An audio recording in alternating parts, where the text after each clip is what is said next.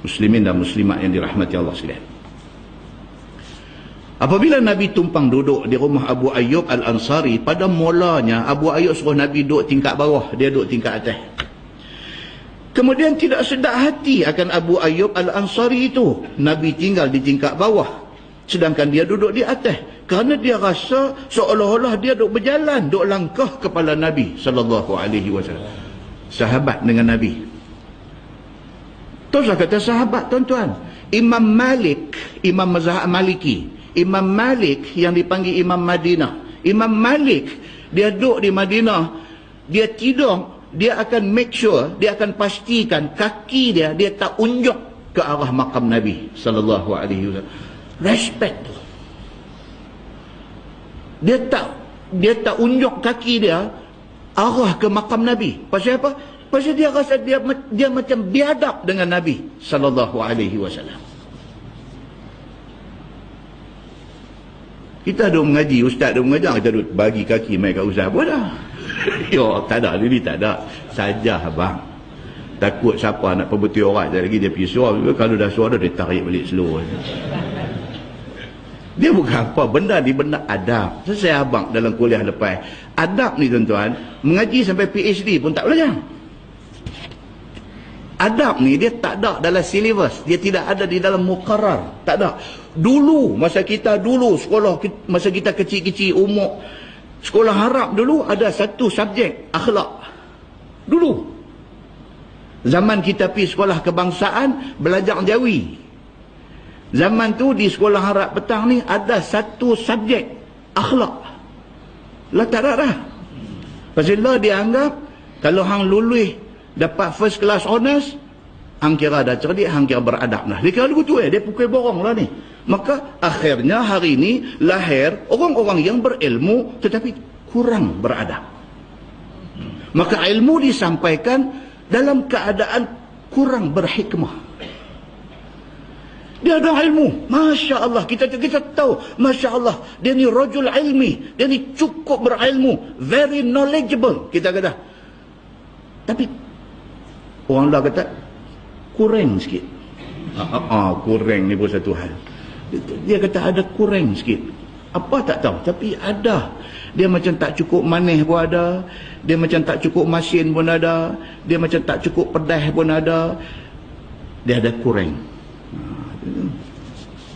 Dia dua perkataan, tuan-tuan kena hati-hati. Satu, kurang. Satu lagi, bengkak. Dia kata tu leceh tu. Tetap mau dengar. Dia kata dia ni bengkak. Dia kata bengkak. Nampak? Saja disebut macam tu kerana dia membawa makna yang tak tahu nak abang apa dia. Nampak? Jadi Abu Ayyub Al-Ansari satu orang sahabat yang cukup beradab. Sedangkan dia duduk di Madinah, Nabi duduk di Mekah. Itu hari pertama Nabi sampai di Madinah. Dia tak pernah pun belajar dengan Nabi secara direct. Cuma duduk belajar daripada orang-orang yang pergi belajar daripada Nabi sahaja. Tapi beradab. Bila Nabi mai duduk rumah dia, Nabi duduk di bawah, dia duduk di atas. Dia tak boleh tidur. Dia duduk rasa macam dia kurang adab dengan Nabi. Dia duduk rasa macam dia duduk langkah kepala Nabi SAW. Maka ia pun minta kepada Nabi SAW, biarlah kiranya dia turun duduk di tingkat bawah dan Nabi duduk di atas. Dia meraplah. Dia tak boleh tidur. Lalu turun pergi jumpa Nabi. Dia kata, ya Rasulullah, dalam satu riwayat kata, dia kata kami pun nak tidur sini juga. Nabi kata takkan nak tidur sekali. Dia dengan bini dia dengan apa? Ada kalau macam tu, dia kata tuan naik atas, kami tidur bawah. Nabi kata apa pun tak apa, ambil beg naik di atas. Dia jadi kacau. Dia rasa macam dia buat tak patut dekat Nabi. Maka diturut oleh Nabi SAW akan kehendaknya. Nabi pun okeylah tak apa, Nabi naik atas. Di dalam pada Nabi SAW tinggal di rumah Abu Ayyub Al-Ansari itu, maka Abu Ayyub memperbuat segala makan minum Nabi SAW. Nabi menjadi tetamu dia. Ini pula tetamu apa tuan-tuan? Tetamu kehormat. Ini tetamu yang amat dihormati. Bukan sahaja duduk, segala makan minum, segala keperluan Nabi, dia dengan bini dia atok. Dan Abu Ayyub orang yang memberi makan kepada Nabi SAW kerana Nabi SAW menjadi tetamunya. Kata Jabir di dalam hadis tu, wa kana idza akala ta'aman ba'atha ilaihi bi fadlih. Ni dia nak beritahunya. Apa dia? Dia kata adalah Nabi SAW apabila makan dia akan makanan yang dijamu oleh Abu Ayyub kepadanya, dikirimnya kepada tuan rumah itu lebihnya. Dia buat makan, pergi hantar dekat Nabi, Nabi tidak akan makan sampai habis. Nabi makan sikit, Nabi bagi hak lebih dekat dia. Pasal apa tuan-tuan? Pasal Nabi SAW manusia pilihan Allah, manusia contoh kepada kita semua. Dia tak selfish, dia tak penting diri dia. Dia sentiasa ingat, walaupun tuan rumah mai bagi kat dia karipak tak ada lah zaman tu. Sehari Pidu kata Ustaz Samsuri ni mereka Nabi makan karipak. Contoh. Itu dia kata Ustaz Kazim kata Nabi makan roti jala. Hamba Allah tu buat contoh. Janganlah Pidu hampa ni karut betul. Kalau tak berkenan ke dia pun janganlah buat lagu tu kat dia. Tak patut. Fahami apa yang dia nak kata. Muslimin dan muslimat yang dirahmati Allah sekalian. Tak patut tuan-tuan kita jaja-jaja, kita malukan satu orang tokoh agama macam tu. Jangan. Dia tak ada ingat pun kata Nabi makan roti jala. Dia buat contoh. Kena karipak pula kat saya kena ya. Jadi Nabi SAW ni apabila orang hantar makanan pergi dekat dia, Abu Ayyub hantar makanan dekat dia, dia tak makan perhabis. Pasal apa? Pasal Nabi beringat. Nabi tidak penting diri dia. Nabi ingat tuan rumah, tahkah tuan rumah ada banyak ni dia makan.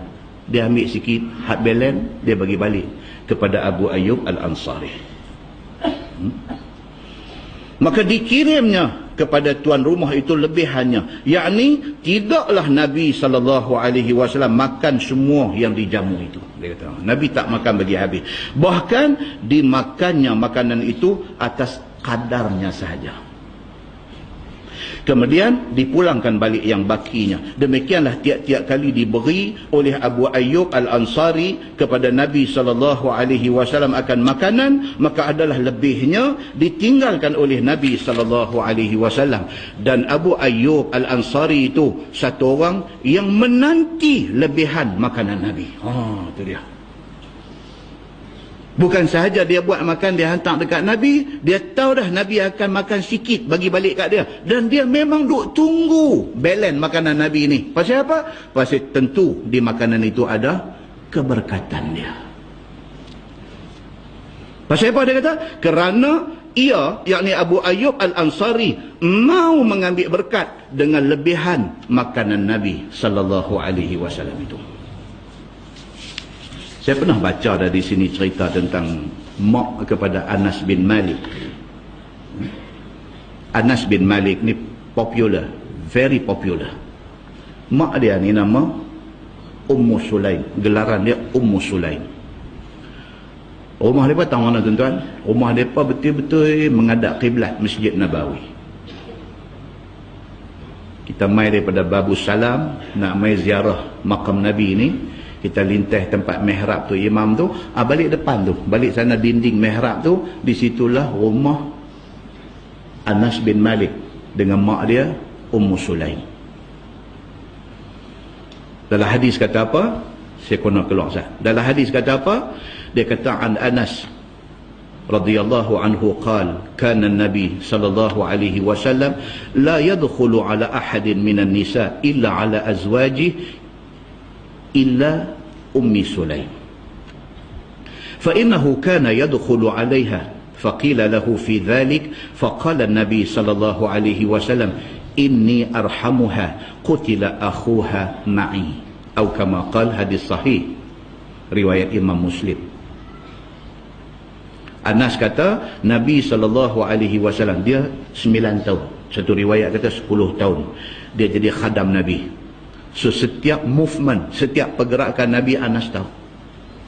Dia khadam Nabi 10 tahun. Nabi sampai di Madinah tu, mak dia pergi bagi dah dia untuk jadi khadam Nabi sampai Nabi wafat. Dia khidmat dekat Nabi. So dia tahu banyak tentang kehidupan Nabi sallallahu alaihi wasallam. Dia kata Nabi sallallahu alaihi wasallam la yadkhulu ala ahadin minan nisa. Nabi ni dia tak pergi rumah orang perempuan. Nabi sallallahu alaihi wasallam pasal golongan orientalis, depa fitnah Nabi. Depa kata Nabi ni kaki perempuan.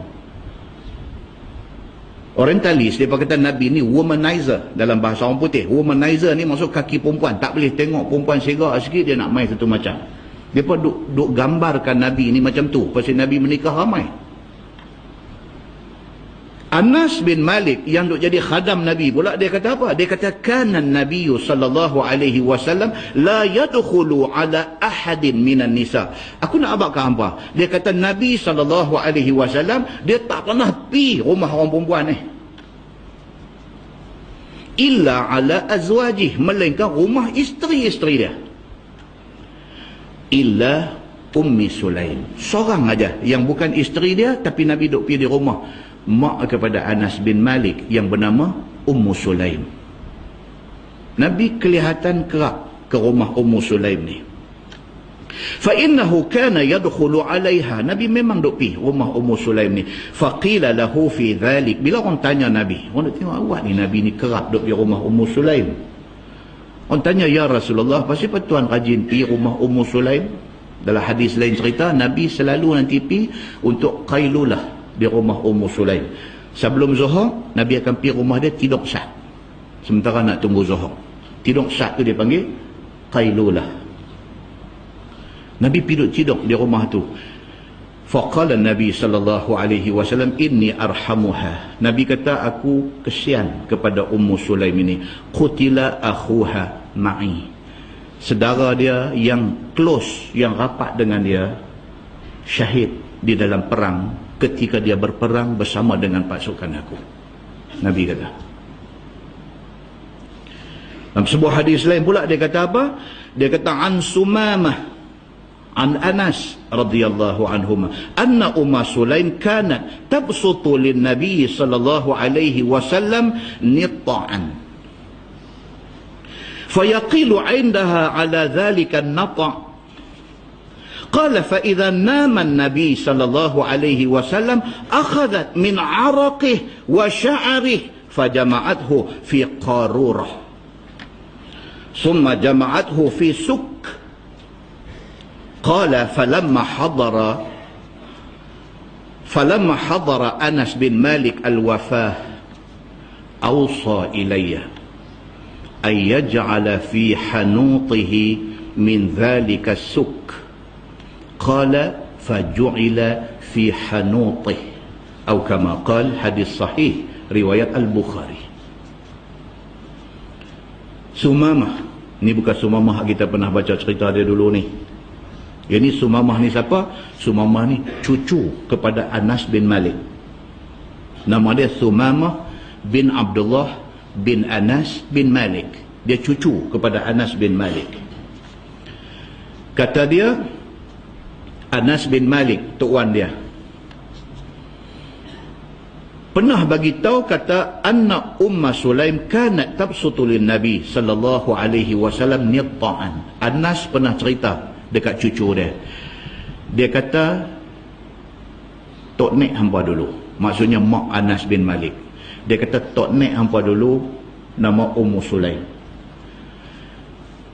Dia dalam rumah dia memang sedia dah satu nitak.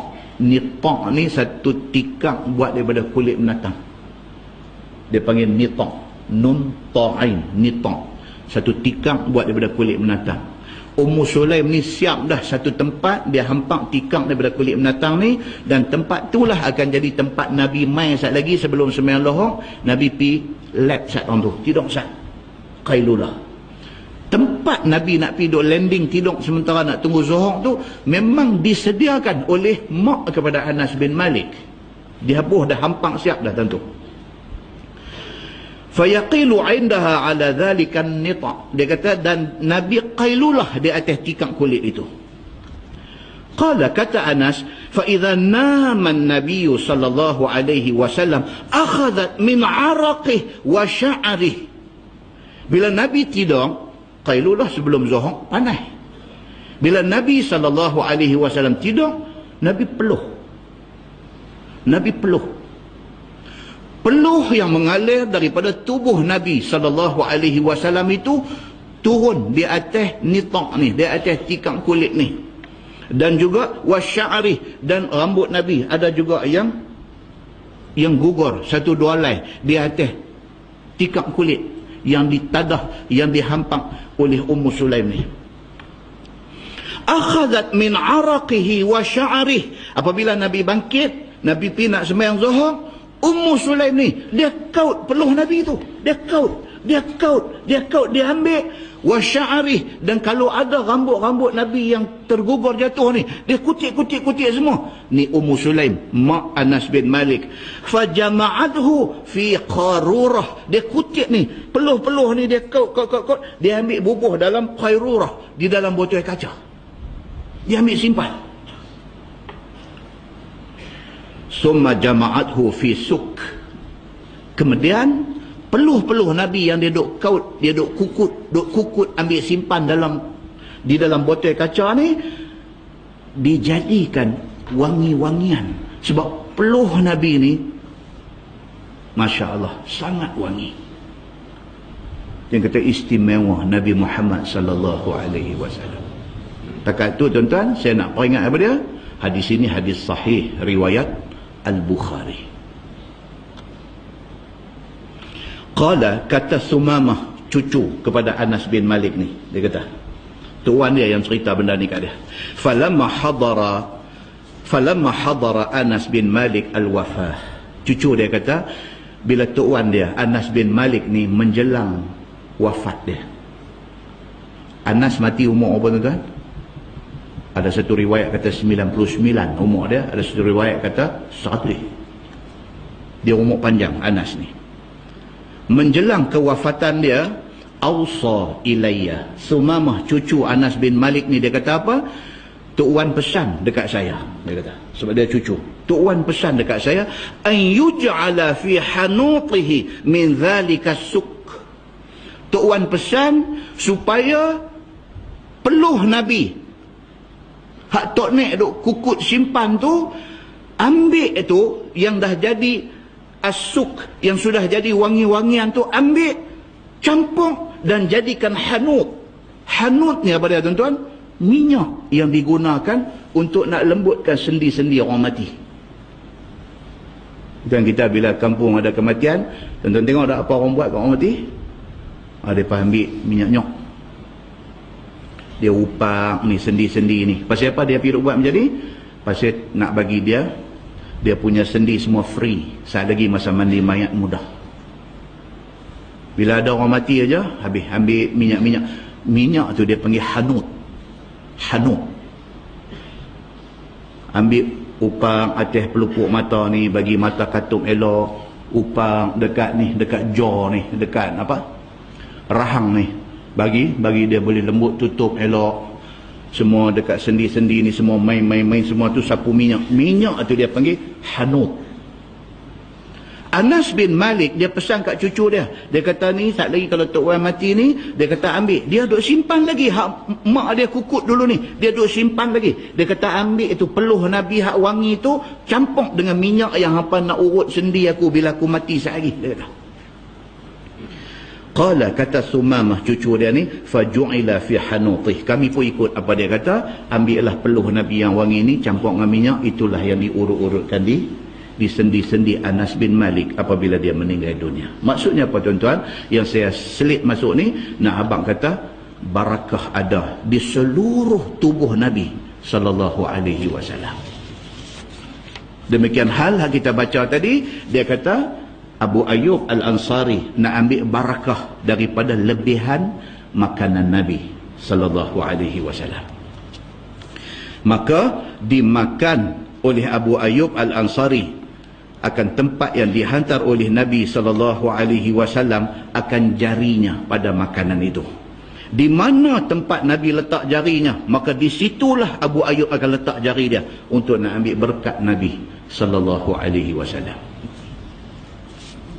Kata Jabir, fa ba'atha ilaihi Fab'atha ilaihi yawman bi ta'amin wa lam ya'kul minhu an-nabiy sallallahu alaihi wasallam.